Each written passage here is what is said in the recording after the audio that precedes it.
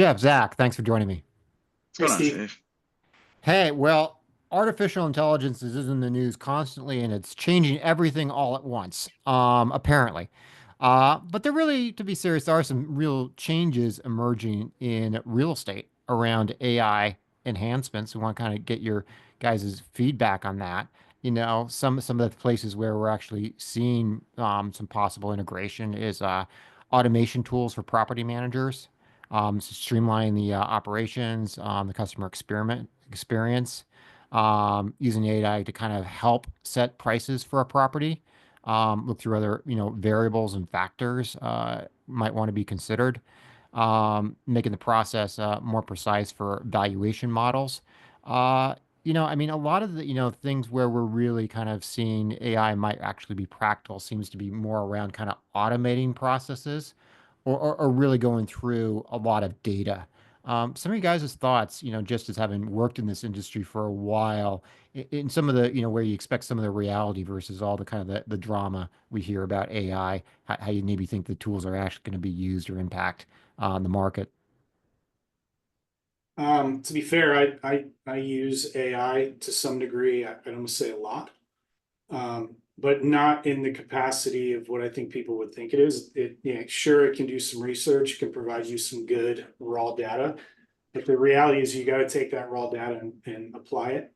And even when you prompt it to do, to apply the raw data, if you don't prompt it correctly, it'll spit out the wrong answers. It's not the end all be all, but I mean, I think it does provide some support, especially on some administrative tasks, writing notices and doing some other stuff. I think it helps. But it's not ready to take over the world yet. At least the I'll versions that we've gotten.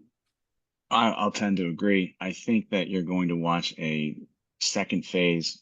We talked about Web 1.0, Web 2.0, Web 3.0. I don't even know what point oh we're on at this point, but you can see that the iterations with AI are coming fast. They are every time you turn around, there's another iteration because it is moving that quickly. So you're basically compressing the entire internet age from what is it, 30, 35 years that has really been publicly adopted. And you're compressing that into probably a 5 to 8 year window, and we're probably in year two or year three.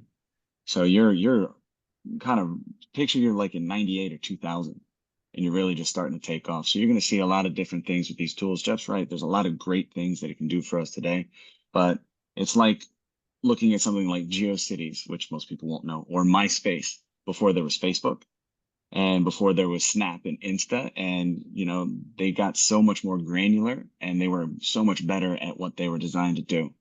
That's where I think AI is going to go and become very useful.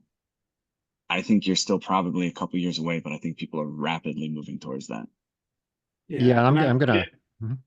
sorry, I was going to say the other side I don't think people necessarily consider is that you put it, there's a lot of people that are probably putting their deep, dark secrets and their thoughts into AI to try to figure out information. And this isn't any probably too dissimilar from the side of like Tesla, where Tesla wasn't really started to be a car company. It was meant to be a data grab, and to grab as much information so that it can market and do different stuff.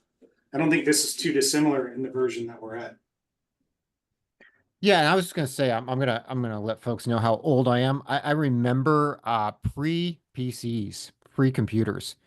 So Um, Terminator, yeah, pretty much. Commodore Uh, 64. Yeah, I remember before the Commodore 64. I remember all the way back and when they first like came out with computers, that was like, what are we going to use these for? The personal computer, right?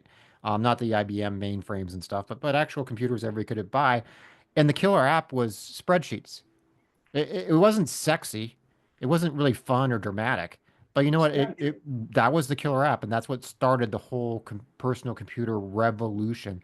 And I think you're just seeing the same thing as maybe it's not sexy, maybe it's not like really like, dramatic, but using it to go through legal documents, using it to help you collect your rent, using it to manage, help you manage multiple vendors.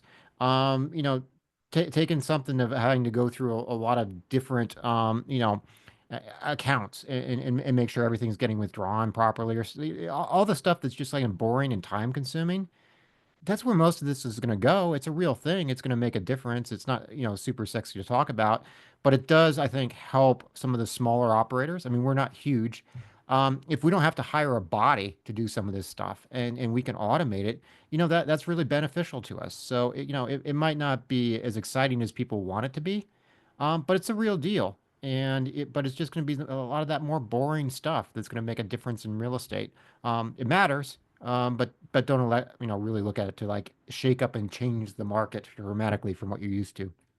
Well, I Yeah. think you got to realize as well that a lot of people think that it's AI, so all the information's correct. It's not always correct. Well, and the app, AI is great at some of the tasks that you both identify, but doesn't intuit yet. So it's yeah, not quite getting the nuances of, you can read a legal document, but you can't find the spaces in between that you need to right. that are creative. Like, let's say you're trying to get out of a lease in real estate, right?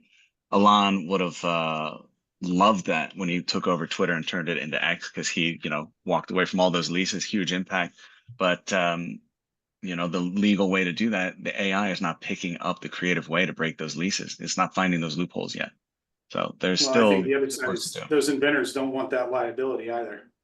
Yeah, but I would throw it. I think that's actually a perfect example that Zach brought up because what AI is great is if you've got 20 different documents that are digitalized, you can be like, I want to see every clause, associated with an aspect of the deal. And AI is great at bringing that up. But if you actually want to do something around that clause, well, okay, well, I kind of like that it's not replacing that because I don't want to be out of a job. So there's still, for those people who have to think and have to add value, it's still, that's still needed. But like, if you want to be like, hey, I want to look at like every way I can get out of a lease, bring up everything related to, breaking a lease in the documents, you word the query right, and AI is great at going on all the documents and pulling out all those clauses, and then you can look and make the determination. And for those who aren't working in the space, I think that's a perfect example that Zach brought up in terms to think of what it can do and what it can't do. Well, Yeah. for now. For now, that's right. It's maybe what was it? Skynet will be happening every day, and we'll all get replaced. And then we won't even need real estate, just a bunch of data Onward. centers and killer robots roaming the planet. So I guess the investment advice there is buy data centers. Um, Thanks a lot, you guys, for the feedback, for the insights. If you enjoyed the video, give us a thumbs up. Let us know what we're making right and getting wrong about our new robot overlords taking over everything. And visit selectfincap.com and register for our free newsletter and get a look at exclusive commercial real estate investment opportunities. Thanks a lot, guys. Thanks, Thank you, Steve. Steve.